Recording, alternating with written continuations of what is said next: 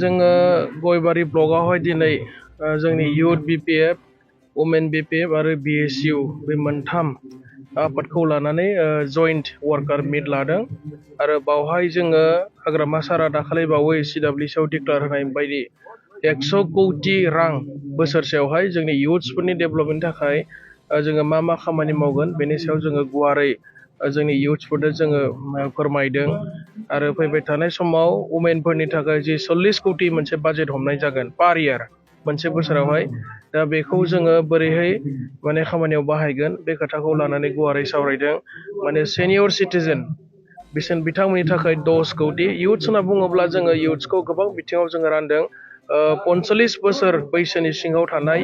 युथफोरनि जिथु आनएमप्लयमेन्ट जेंना बेखौ लानानै BPF सरकारा बोरै सुफुंगोन बेनि सायाव जोङो गुवारै मोनसे एक्सप्लेनेसन होनो थाखाय जोङो ग्रासरुट लेभेलनि रायजो राजाफोरखौ लानानै जोंनि वार्कारफोरखौ लानानै जोङो बे हाबाफारिखौ लादों जायफोर बिथांमोना मेट्रिकआव टप 10 जायगा आवग्रिदों BTC ओनसोलनि सिङावहाय थानाय आरो बेजों लोगोसे हायार सेकेन्डारि बेजों लोगोसे बर' MIL बर'ल' नङा गुबुन साबजेक्टआवबो MIL साबजेक्टआव जायफोर बांसिन पार्सेन्ट मोननानै जोंनि BTC ओनसोलनिफ्राय माने हाइस्ट मार्क माने जायफोर केरि खालामगोन बिथांमोननो हायार इडुकेसन लानो थाखाय खमब्लाबो 5 लाख थाखा बिथांमोननो रां बान्था होनाय जागोन आरो बिनि बादैबो युथ फेस्टिभेल जों खुंगोन आरो बे युथ फेस्टिभेलाव युथफोरनि गोबां एक्टिभिटिस जेरै कालचारेल एक्टिभिटिस स्पर्ट्स एक्टिभिटिस जाहाथे जोंनि युथ्सफोरा इन फिउचार माने इन्टारनेशनेल लेभेलावबो साफा फिट सासे गेलेगिरि महरै बाहागो लाहैनो हायो जोङो बेबायदि मानसिफोरखौ जोङो जौगानायनि गोबां बिथांखि लानानै खामानि मावदों BPF हान्जाया दा बेनिखायनो जोङो 100 कौटिखौ युथ्सफोरनि मुङाव बाहायनो थाखाय जोङो गोबां बेबायदि माखासे एजेन्डा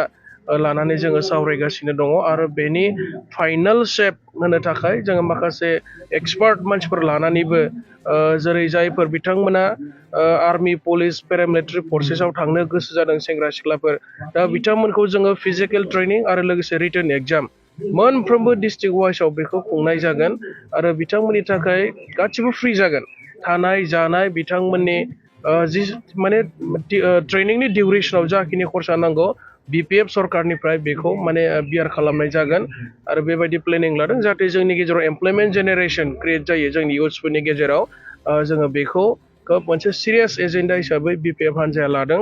आरो बिनि अनगायैबो गोबां माने जायफ्रा PhD स्कलार आरो बिनिफ्राय इन्जिनियारिं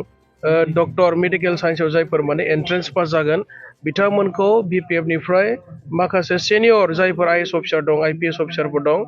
बिथांमोनखौ लानानै मोनसे ट्रेनिं लोगोसे कचिंखौ होनाय जागोन आरो बेबायदि गोबां एजेन्डा लादों आरो माखासे एजेन्डाखौ जों उननि हाबाफारियाव बुंगोन जोङो सरकार फैग्रोमोना बेखिनि हाबाफारिफोरखौ जोंनि BTC ओनसोलनि लाइमोन सेंग्रा सिख्ला